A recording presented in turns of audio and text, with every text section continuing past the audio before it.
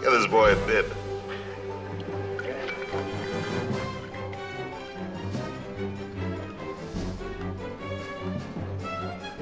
He needs his mama.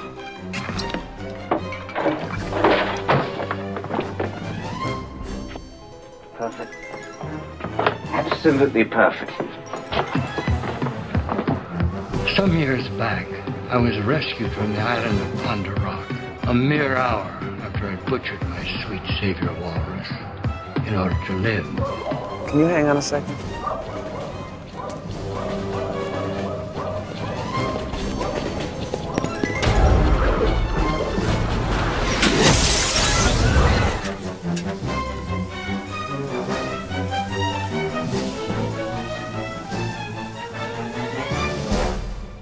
You know, you can actually buy a Jobu. You can get Jobu now. You can get anything, thanks to the internet and Facebook and all of that, and licensing deals. Pretty much anything that you ever saw as a phrase or a logo or a prop in a movie, you can now buy. Hi, I'm Mark, and this is the Cinemaniacs. There's only one of me here, but hopefully there's more than one of you out there. Thus, collectively, we are the Cinemaniacs, unless you are looking for textile chat, and that's on at 9:30. So, we have a whole bunch of stuff to talk about. I am fresh back, well, not very fresh, but I'm back from seeing 4 movies in the theater in Yonkers yesterday, so I'm a little bleary-eyed and a little bit more mush-mouthed than usual. So we're going to swing on over to the other camera. That's the business camera.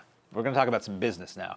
We have a new movie this weekend. Everybody's talking about it. Big release this weekend. This is the follow-up to the film Get Out that was highly acclaimed and scary and wacky and subversive and all that from director Jordan Peele, who's preeminently known as a guy who does sketch comedy and comedy films, but he makes this horror movie that's huge, and now he's a horror guy. And I don't know if he wants to be a horror guy. I think he's like George Romero. He doesn't necessarily want to make horror movies, but that's where he's finding success, and that's what people want. He's going to be the host of the latest version of The Twilight Zone coming up too. We'll see how that goes. So this is a story of a family who goes off on a vacation, and sinister things rise up and take them on. They meet the enemy, and the enemy is us. So I'd seen that trailer. Like, I'd seen that trailer once or twice. Luckily, when I went into the movie, I had almost zero recollection, other than that song, which I painfully has not been able to get out of my head for about a month now. This is interesting. I liked this. I have friends who really did not like this. They felt it was too reliant on jump scares, and it was kind of silly, and nothing happened, and it was boring. Some audiences are really not liking this. They're walking out. They're yelling at the screen, whatever. Those are just... Well, I can't say what I was about to say. Those are rude people. I kind of went in mellow. It was a 10:30 a.m. matinee, which is kind of the sweet spot for me. I love earlier shows, and it was a pretty well attended show. Everybody in the audience was really well behaved, and it was just creepy. It starts off kind of slow, and something really weird and creepy happens, and ultimately things are sort of explained. I'm not sure I fully got my head around how it was explained. It's really weird. It's sort of Get Out weird, maybe a little weirder than that. It almost leans toward the sci-fi in a way. I really don't want to get into too much about this. This is really something to go see blind. Know that it's going to take a while to get where it goes, but once it kicks in, it gets pretty intense and pretty creepy. There are some jump scares. There is some violence that's not... It's not probing the wound violence, but wounds are created. It's an interesting ride. It's the kind of thing I want to talk to people about this after they've already seen it, because there's something that this movie does. This movie resurrects a one-off thing that happened in the 80s that I always viewed with a bit of humor and disparage. I thought it was silly. And this movie uses that and then turns it into something sinister, and I was like giggling. Now, Get Out had a little bit of humor because Jordan Peele's a funny guy. This movie has a tiny amount here and there, but to me it's pretty serious, and that's fine. I don't need humor or comic relief in my horror films. So I would say go see Get Out. Go see Get Out on video. Go see Us. If you are up for something kind of scary and creepy, it makes you not want to be home alone, and it is fantastical enough that you probably don't leave the theater fearing this is going to happen, but it's interesting. I'm not going to say too much about it, unfortunately. So I liked it. I thought it was good. I thought it was well shot. I thought it was well executed, as were some of the characters in the film, and the cast was really good. So up next is a film, speaking of cast, there's 2 people in this movie you've heard of. It's Vince Vaughn and it's Mel Gibson, who some people would say, wow, they're still letting him work, but yes, he is. They both play sort of cops on the skids, a couple cops who do something they shouldn't, and it's captured on video, and they find themselves 6 weeks paid leave, and what do you do to keep bringing money in? Well, they decide to take kind of a dark road, and their reputations and some of the perps in this film are dragged across concrete. So the director of this film, who is well known amongst some circles for Bone Tomahawk, which was a sort of a horror western with Kurt Russell, and Brawl in Cell Block 99, which I loved, which was this really gritty, testosterone-y man in prison, man having to fight his way out of prison kind of movie. Vince Vaughn starred in that, so that Vince Vaughn is back in this film with Mel Gibson. And as I said, there are these two cops who are caught doing something they shouldn't, or do something in a way they shouldn't on camera, and they're placed on leave, and they do, they take advantage of their special skill set to make some money, and things don't quite go the way they want it to. So I had some interesting discussions with friends about this movie yesterday. It's very slow. It's very long. It's well over 2.5 hours, or close to 2.5 hours. And it's pretty sluggish, and it's too bad. It's well shot. The acting in it is relatively good. The writing ain't great. Some of the dialogue is a little silly. Some of the terminology is a little silly. They do something that I personally hate in screenwriting, which I'm sure is in the Robert McKee book, where you have somebody say something at the beginning of the movie, then you have somebody else say it at the end, and it has all this meaning because of what they went through. I think it's hack. The guys in this film are not likable. I don't necessarily need likable characters in my movies. It's easier if you do like them, but not always. So these are sort of crooked people with, they're not necessarily nice guys who are the leads in the film that you're following. So you have your nice guys, then you have your other criminals, and it's like, who do you choose to identify with? Maybe you don't. I just kind of watched it unfurl in front of me. One thing I will say that usually is a good thing about movies is there's a lot of character development in this movie. You open on this guy who winds up being, one of the drivers for this heist that the film centers around, and you spend the first chunk of the movie with him, and you're like, who is this guy, and why are we watching him? And then you don't see him again. And this happens with other characters. There's ultimately the bank heist in the film, and you spend a whole lot of time with this woman in her home life before she goes to work at the bank.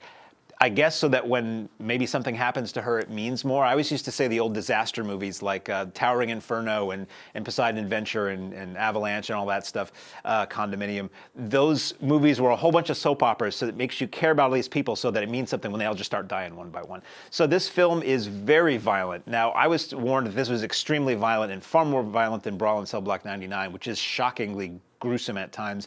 I didn't think this was that bad. It's just that it is very violent, and there are times it's kind of gory and gross. Overall, it's not pervasive. It's not throughout. It's actually far more gratuitous or far more explicit than Us was, which is the horror movie. It's not as much fun, as it were, as the trailer makes it look. The trailer uses a really cool piece of music that's used under the end credits of the movie and maybe opening credits, and it cuts it pretty fast. There's not a lot of pace in this movie. It's very slow and methodical. I mean, these guys are on a stakeout a lot of the time, so maybe it's meant to sort of give that vibe to it. But a lot of the time, the dialogue is slow. There's a long stretches of just nothing going on, and you wish they would pick up the pace a bit. Somebody I had read online said that they thought there was a good 60 to 90 minute movie in this 2.5 hour experience. I wouldn't necessarily, I had a friend who was maybe going to go see this yesterday where I saw it, and she decided to stay home and watch it on demand. I believe everything is better in the theater. You should go out, keep theaters alive, see everything on the big screen. This isn't one that I would necessarily tell people to go out and see that way. If you really want to see it, it might be worth watching for you. This was one where I can't necessarily recommend it because there's really not that much to it. It could have been a lot better than it was for me. It was just mostly unpleasant and kind of a slog to get through. Speaking of unpleasant, things are very unpleasant for a woman who wakes up in some semi-future-ish England in this bright enclosed area with a voice telling her what to do. How did she get there? Who is this person? How does she get out? These are the questions that may or may not be answered when you go into the White Chamber.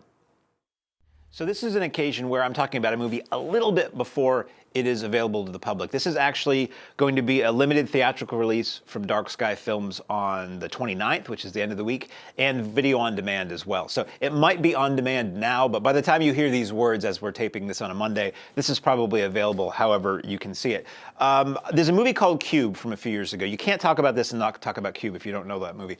It's a Canadian horror sci-fi movie it was either the late 90s or the early 2000s. Movie I love. People wake up in this big white cube, and there's an entrance on the top and the bottom and the sides, and how do they get in and out, and who put them there and why, and there's booby traps and all kinds of weird stuff. This movie out of the gate reminds me of that, because this female character wakes up and she's in this chamber, and this weird processed voice is talking to her and asking her questions, and interrogation and slight, I don't know if you'd call it torture, but it's physical and mental punishment if questions are not answered correctly.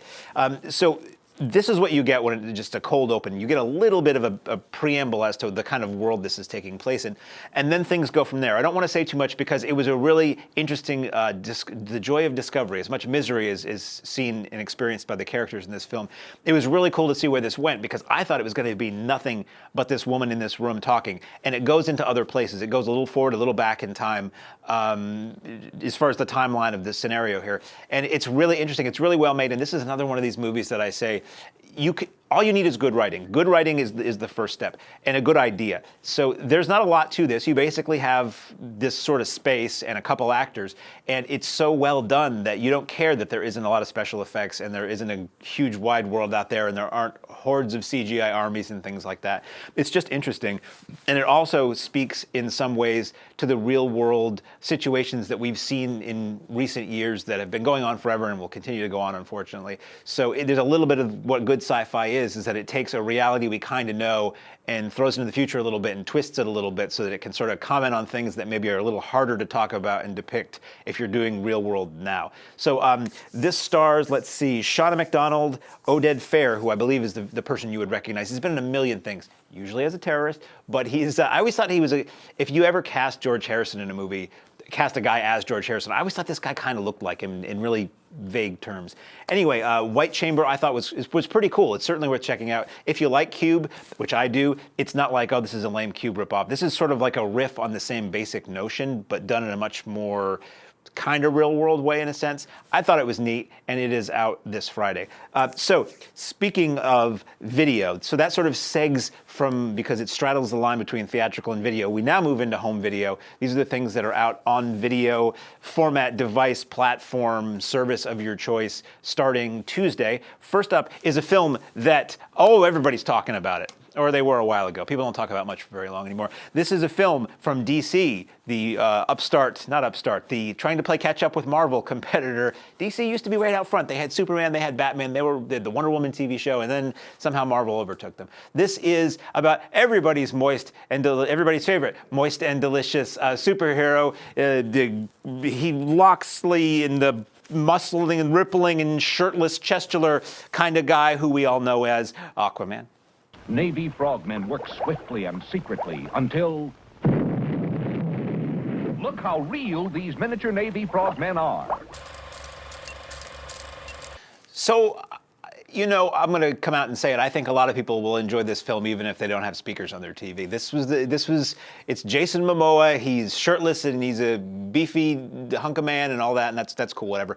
I thought this movie was kind of silly. It's visually amazing, whether you're talking about him or not. The underwater sequences, amazing colors, amazing. You can't fault the production design team on this movie. But I don't dig on movies that are mostly CGI and mostly everybody acting in front of a green screen.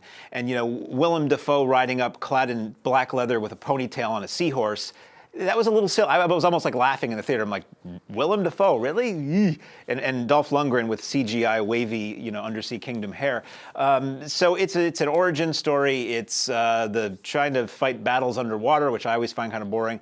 Didn't work in Thunderball, and I don't think it's ever worked since. And it's an all-star cast. Amber Heard is cool as Mira, and you get Manta, who was always in the old Super Friends cartoons. Cool to see a physical realization of him. But I just thought it was a whole lot of gobbledygook and kind of lame. But it was really popular. And now, whether it would be popular, whether the sound was off or not, who knows? But some people really liked it. Some dudes really liked it. Some straight dudes really liked it too. So that's fine. So if you like Aquaman, if you like this kind of CGI DC stuff, I can't get into the DC. I loved the Wonder Woman movie, but since God knows what, since the second Burton Batman, I don't think I've liked a DC superhero movie. But I'm waiting. I don't think Shazam's going to do it for me. So we're going to move on to something a bit more realistic. This is a film based on the writings of James Baldwin, I believe. This is a drama set. It's been a while since I've seen this in the theater. I believe it was late 60s, early 70s, set in the inner city, and it's a young guy and a young girl, and they're just trying to make their way despite the young guy sort of being in jail in a film entitled If Beale Street Could Talk. Come in. Come closer. Closer. That's right. I'm Vincent Price. this was one of those good movies that I saw last year. For every Aquaman, well, sadly, for every 10 Aquaman movies, I get something like this that's like, hey, it's just a movie about people with no special effects and no lasers, and it's kind of good. So Regina King was nominated for an Oscar for this movie. I don't remember if she won it or not, but she's really good as the mother of this young girl who finds herself pregnant with a man not around. And it's partly struggling with family, dealing in the family of the husband's mother and sisters. There's an amazing scene where the two families come together to deal with the fact that they're pregnant, and some glorious verbal smackdowns ensue. It's gorgeously, like, the production design, the clothes and the decor and the cars, and this era is a very attractive era for design to me, so that was really cool. And it's this kind of sweet movie about these two young people in love who are just trying to get by with what little they have, and then this curveball comes in where the man is accused of doing something he didn't do, so then it's a fight for justice, and how do you get justice for somebody whose cards are stacked against him and you have no money, and moreover, you have no money. So how do you get justice if you have no money? So this is a really good film. I liked it quite a bit, and it's not for the Aquaman crowd. There might be crossover, but it's not. It's patient, and I wouldn't say slow. I'd say slow in that it's not fast, but it's not boring. It's just enjoyable seeing these people do what they do, and the power of love and a good heart and spirit, and trying to get through life with that. Speaking of power and good things and all that, okay. Last week I said I had this stack of stuff that arrived in this large box from FilmRise. Now we're going to talk about all of them if we can manage. This is a film that came out about a year ago. I did not see it in the theater, so this was new to me on video. This is a special edition of a film about a young girl who, I don't want to say discovers she's gay, because I think most gay people have a pretty good idea for a long time. Her parents discover she's gay. They're very religious, and they send her off to a camp to sort of pray the gay away, as they say. This is a film starring Chloe Grace Moretz, and it is called The Miseducation of Cameron Post. So, very similar to a film, well, thematically similar to a film called Boy Erased, which was a much more intense film to watch, intense portrayal of this, I'm not reviewing that other movie, but this Boy Erased was about a boy who's sent to this, if Chloe Moretz's character is essentially sent to a religious prison camp to be reprogrammed, Boy Erased was about a boy who was sent to a religious prison to be deprogrammed. So it's this teenage girl. It's the early to mid 90s when this is set, and she's sent off to this camp where there are regular meetings and drills and exercises and all kinds of other things. It looks like summer camp, but it's where to tell you that the person you were born is not a good person. So it's her interacting with all these other kids who are various degrees of buying into the philosophy and religion and what's going on there, and how they all deal with it. And it's just really good. It's really mellow. It's, for the subject matter, it's pretty pleasant and upbeat overall. I mean, these kids are sort of, their parents are making them go to this thing, and some of them believe in it and are trying to fix themselves, and some of them are like, I'm going to say whatever they want me to say so I can go home and get out of here. I liked it. The cast is likable, very naturalistic performances for the most part, which sometimes can be boring and tedious and feel like you're watching a bad documentary, and sometimes can be good. In this case, it was good. This is a special edition, so this Blu-ray comes with commentary from the director, writer, producer, and also the trailer. I think 2 different versions of the trailer. So that is out now. I thought it was a really good movie. It was talked about a lot, but I don't think it played around a heck of a lot because I think it was a relatively small release. Up next is another film from FilmRise starring Nicolas Cage. Nicolas Cage, who used to be in gigantic blockbuster movies and now stars in things like this. This is a story of a woman who is gang raped, and she is thrown into the legal system to try to defend herself and put the bad guys who did it in prison, and things don't quite work out, and that's where top cop Nicolas Cage shows up to enact justice and take out these guys one by one in a film cleverly entitled Vengeance, a Love Story. Nicolas Cage has sort of become like Bruce Willis has become, like sadly De Niro. A lot of people who were really good and really huge, and nobody can sustain a career that's burning brightly forever. But Cage is just doing endlessly these straight-to-video movies that he just like sleepwalks through. John Cusack, the same thing. I don't think these people don't have good performances left in them. I just think for whatever reason they're doing anything to take up as many paychecks as they can, or the market has moved on and doesn't want them anymore. So this was really not good. I like revenge movies. I like vigilante vigilante movies. It is the one place where you can see justice dealt out swiftly and without the repercussions of what that would be like in the real world. So Cage is this cop who feels, sympathy for this woman who is brutally assaulted, and then basically just the justice system throws her away. Now there's this courtroom scene that I was like, I kind of had to watch parts of it twice. So I don't know what court in the world this is. This is apparently takes place near Niagara Falls, but this woman is going in for her initial hearing to see if there can be a trial, and the people in the audience in the courtroom act like they're the Jerry Springer show. They're all like, ooh, and they're like yelling stuff out. I'm like, is that allowed in a courtroom? I don't think it is. And then she goes to go up to the stand, the woman who was assaulted, and she's still very badly, banged up, and she has sunglasses on because it's explained she has light sensitivity, and the judge is like, well, does she have to wear the glasses? And the lawyer says, well, she has extreme sensitivity to the light. And the judge is, they're kind of annoying. They're kind of a distraction. It was just ridiculous. It was laughably bad at many times in this film. A lot of the villains are like just cartoonishly skeevy and cheesy. The assault is really unpleasant, and I always say with any vigilante movie, you have to make the incident that starts the revenge really, really bad so that you really want to see these guys dismantled by our hero. And that's successful, but the dismantling part, it all happens too quickly and too just matter-of-factly. Like, you really want to see this sounds terrible, you really want to see these guys suffer, and most of it is just a quick pop and it's over with. So the revenge part isn't very long, so it really doesn't work very well. The little girl who plays the daughter of the victim is actually quite good and naturalistic. Cage just kind of really sleepwalks through it pretty emotionlessly, and he's not in it. He's in it at a good amount, but he's not really the focus. It's really more the mother and the daughter. Don Johnson plays the defense lawyer for the bad guys, and he just kind of walks through it. He's a lot better in the brief period that he's in Dragged Across Concrete than he is in this. I thought this was really cheesy. This is the kind of thing that maybe you'd watch if you saw on TNT some Sunday or afternoon. Maybe you'd watch it, but there's a lot better revenge movies. Just dial up Death Wish again or something else. Watch Drive Angry, a favorite Nicolas Cage movie of mine, but Vengeance, a Love Story was not cool for me, so I wouldn't really recommend that one. Speaking of movies that star people that you're surprised they're in them, James Franco is the big name in this next film. This is a film about a bank heist that goes very wrong for all involved when people discover that in addition to money, there's really something else they don't want in the vault. I got these things. I try to go into as blind as I can for everything, especially if I know I'm going to have to watch something. So I just popped this disc in. I didn't know anything about it. So I went into this thinking, this is just a vault. This is just a heist movie. This is a bank heist movie. And it was working really well on those terms for me. I'm like, oh, this is pretty well made. I mean, the people in it are good. It's not all familiar faces. Franco is the biggest name. Clifton Collins, you've definitely seen before in a lot of things. Not usually in a role like this, but it's cool to see him in a role that, like as a cop like he is in this one. And everybody else, they were good at just people I didn't know, which is great because I'm just taking them as the character and not any memory I have from something else. And then the supernatural elements come in, and I'm like, oh, it's going to do that. So basically the idea is, as the trailer says, the bad guys go into the bank vault in the basement where the real money is, and then there's something weird down there, and it starts taking people out. Now, my problem with this is that it did all of the modern horror crap that I can't stand, which is herky-jerky movement and sped-up movement, and the things that are down there are twitchy and sped up, sort of like I think one of the Silent Hill movies kind of did that.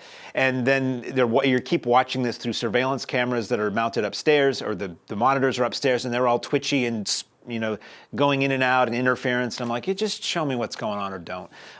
So I kind of lost interest when it became weird and supernatural, because it's too bad, because the heist element was really well done and the acting was too good, and it was very, not going to compare it to Dog Day Afternoon, but it had that kind of tension with, are these people going to pull this off or not, and is it going to wind up losing a lot of the hostages and things like that. But that kind of got set aside once it became supernatural.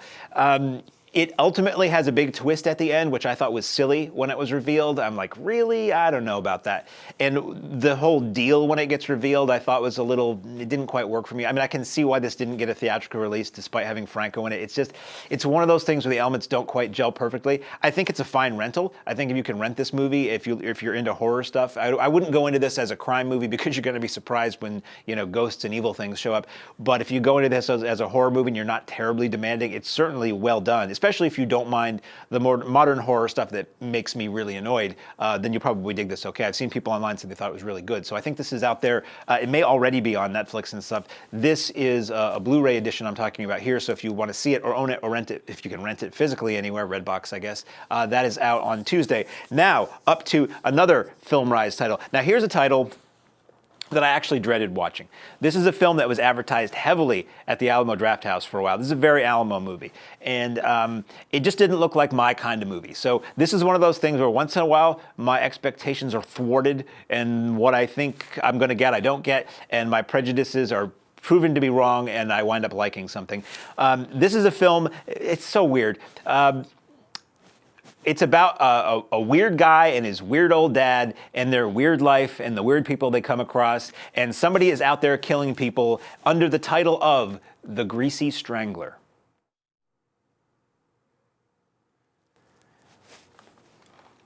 I shut it off. I gave it a shot. I'm like, hey, we'll give this a shot. I mean, I'll watch anything, you know, up to a point. And it's just so aggressively trying to be weird. Thank you.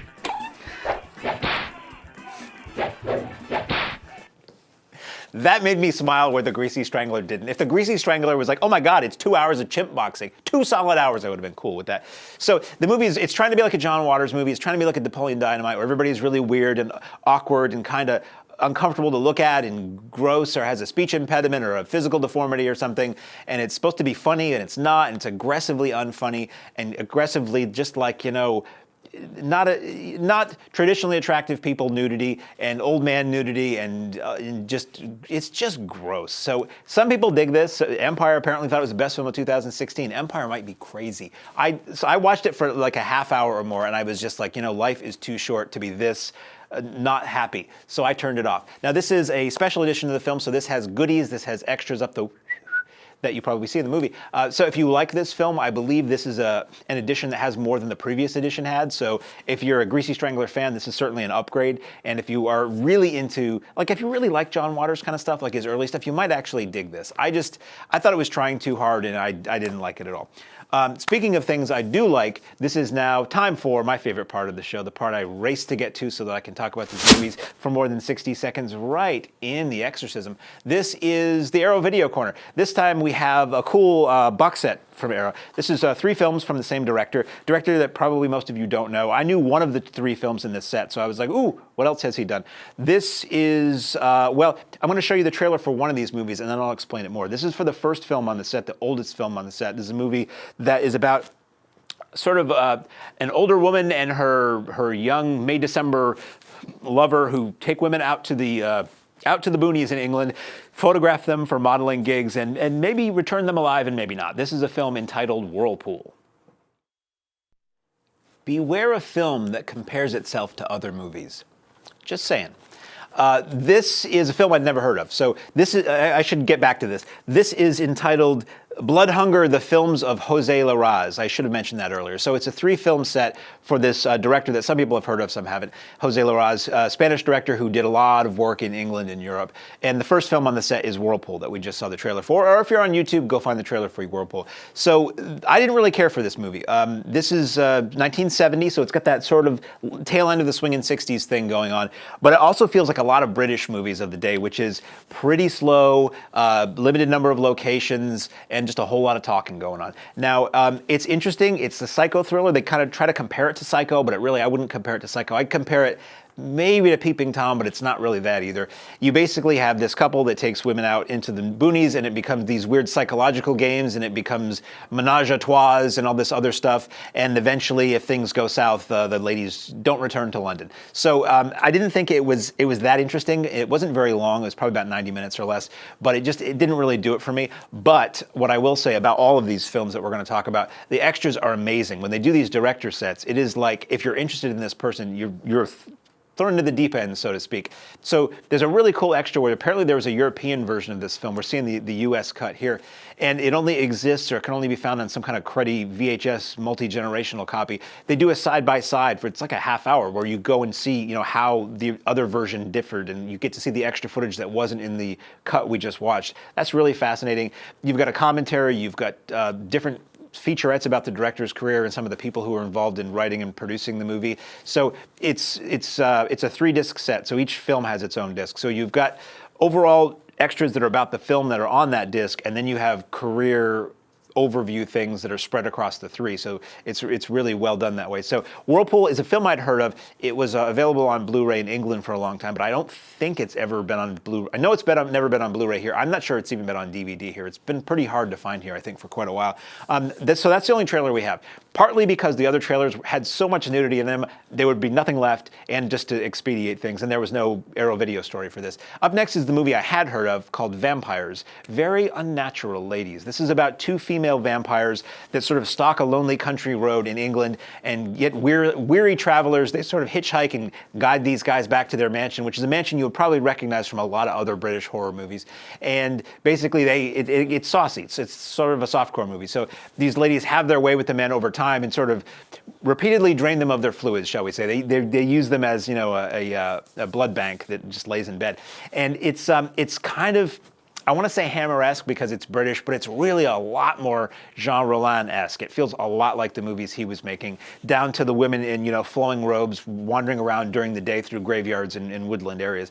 I really like Vampires. There's not a lot to it. It's a lot of nudity. It's a lot of running around. It's a lot of, these men are missing. We should investigate this. But it all works for me. And I've seen this movie. I've had this on DVD before. I've seen it theatrically a couple times. I like it. It's not as good as the Jean Rollin films. It's not as good as the Hammer movies. It's not as good as the Amicus movies. Arguably, it's on par with the British Tygon movies, but I like it. And again, we have a boatload of extras on this where you have a commentary, you have interviews with some of the actors and actresses in the film, and then you have overall things about Larraz as well. So if you've ever owned Vampires before, this is the best version that I dare say you'll ever see of it, but certainly it's better than all the versions that have come before, and those had extras too. Vampires is probably the reason I'm going to keep this set, not to tip off what I thought about the last movie, but I liked Vampires enough that I'll probably keep these around just so I can watch that again and not break up the set. Up next is a film that I had never heard of. It is called The Coming of Sin. It has an alternate European title, but the English title is The Coming of Sin, and it's basically about this young gypsy, not like gypsy with a headscarf and everything, but it's, a race of people in England. A young gypsy who is the household help for a husband and wife who gets dropped off at the country estate, sort of put out on loan. It's like they're loaning their maid to this female friend of theirs. And this young girl has had these recurring nightmares of a naked man on a horse coming to take her away or do ill deeds to her. And one day at this country estate of this woman that the gypsy housemaid is staying with, this guy from her dreams shows up, and is it real? Is it not? It becomes sort of this menage a trois kind of thing. This reminds me a lot of the Cinemax After Dark movies I used to see back in the 90s. It's very European. It's not really a fantastic kind of movie. It's not horror. It's mostly like a drama, romance, arty kind of movie. A lot of nudity in it. And I didn't find it very interesting. The acting was okay. It looked good. It was well shot, but it was just kind of a lot of people just talking. Now, I've since read, since I watched this, that I admit it again, I watched the English dub of this. The English dub does a disservice to the actual dialogue. It simplifies a lot of things and it changes the meaning of a lot of things. Apparently, if you watch it in Spanish with English subtitles, it is a lot more interesting and intelligent a story than the dubbed down version that I saw. Again, the extras are voluminous on this. You have a commentary, you have extras with Larraz about his career in this movie in particular, and then you have another comparison between the international cuts of the film that you can watch. That's really, even though I didn't love the film, I love seeing how films get altered for different markets or for more commercial purposes. A lot of times in this country, movies would get edited down so that they could be fit on a double bill or so that they could be more showtimes during a day. And it's, how much can you cut from something that's finished and is what it should be and still have it retain its intellect and its purpose, and I find that very interesting. So if you are interested in Larraz, this is a really cool set. If you're like me and you only really knew Vampires, it's interesting to see some of the other things that he did. Apparently he didn't do a heck of a lot he might have done other things before this, but he didn't do a lot beyond Coming of Sins, is my understanding. This is a thing where there were so many extras, I didn't have time to watch them all before talking about it with you. So I'm going to hold on to this at least to watch all those extras at some point because it is interesting to me, and because I probably will want to watch vampires again in a decade or so. So that is out now. That's all that I have on my list. I will talk about one other thing that I saw. I saw this yesterday. I went to the Alamo because they were showing Superman 2, the Richard Donner cut, which I'll talk about sometime, is a movie that I love. Superman, the first two movies. The Donner cut is a real interesting way to see a mostly different version of a film that I know well, and it was never shown in theaters, so that was very exciting to me. I went to see this new film called Climax. Gaspar Noé, he's known for a movie called Irreversible, and if you've seen Irreversible, you haven't forgotten Irreversible. And this is basically about a whole bunch of people who get together to dance, and somebody doses, it's like a big dance group that's going to tour America, so it's like 20 dancers or something like that, and somebody doses the punch with LSD or some kind of weird drug, and they all basically go crazy and start committing unspeakable acts on each other. I hated it. I have a lot of friends who saw it, and they really loved it, and they thought it was brilliant and amazing and astounding, and I don't get off on watching people who are messed up doing bad things to each other. I just didn't think it was interesting. So, and you know, when the last 20 minutes is upside down, it's like, well, that's kind of interesting at first, and now you're just trying to annoy me. Or we're going to throw a full screen title of some pretentious quote, but we're going to put it backwards. Up yours. That's basically what I felt about this movie. But a lot of people really liked it. This is a film that's only playing art houses now. It's pretty edgy, so I think multiplexes won't be getting this. If you really want to see it, I'd say seek it out because it sounds good and it looks good. It's a big screen experience, and if you're like apparently everybody but me, you probably will like this movie quite a bit. So that's 2 minutes on the dial, so we're going to scoot off, and I will say next week we'll talk about Dumbo as opposed to Climax. We're going to talk about Dumbo, Bumblebee, The Mule, Vice, Terraformers, and a whole bunch of stuff. It'll be another breathless one. I hope you will join me next week. Until then, I hope you enjoy watching films. If you want to send me an email at movies@cheshiretv.org, I'm curious to see what you think about this stuff. Until then, I'm Mark, and bye.